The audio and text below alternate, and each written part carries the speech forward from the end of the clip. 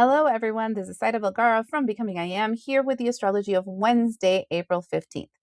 So, here we changed from the energy of Pisces to the energy of Aries. The moon enters the sign of Aries. Okay.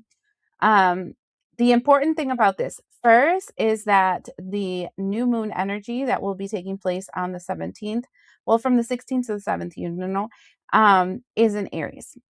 Secondly, I feel like Aries is the protagonist of 2026. In other words, is the main character energy of 2026.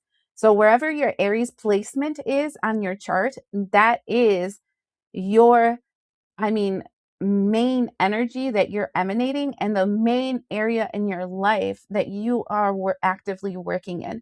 So, if you know the date, the time, the place that you were born in, you can easily look online your birth chart and check out the house that Aries is located in. And it can give you a little bit more knowledge as to why things are a little turbulent in this specific area in your life. Now, besides that, this day, Mercury moves away from the sign of Pisces and enters the sign of Aries. And that is important because when Mercury is in Pisces, the voices that you receive in your head, like the thing that give you guidance, that voice that you think it's you talking to yourself, that voice in your head works through your emotions, right? It works through this energy of this is what happened to you in the past. This is why it happened to you in the past. Let's try to do something different, right?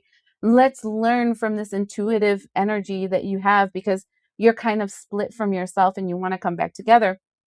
While when Mercury is in Aries, it's kind of this energy of this is your internal authority. Your internal emperor, your internal authority is speaking strongly with you at this time, right? So what I'm seeing here is a shift from your voices in your head being really focused on your emotions, and I want to say that separation between you and your emotions. And when we enter this energy of Aries on the 15th, it feels like you are now taking ownership of your life. Let's say your life, right?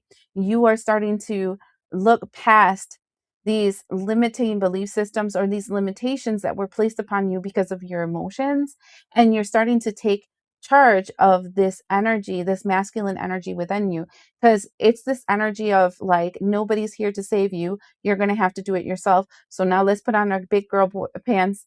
I mean, big girl panties on or big boy pants on, and let's get this done, right? This is what this feels like, where you're just now saying, it's time for me to like really step up my game. And this energy will be very much in the field until May 3rd, right? The biggest thing that I would say, because this is a combination of air and fire. Air and fire is amazing because it literally gives more fire to your fire. But at the same time, it can spread very quickly. So I would say pace yourself a little bit in the changes that you're making because if you make too many at once, it can get away from you, right? Also, if there's things that you need to actively stand your ground in, also pace yourself because you don't want to burn all your bridges, but you're definitely like just burning down all the obstacles because you have to start from nothing and you know that.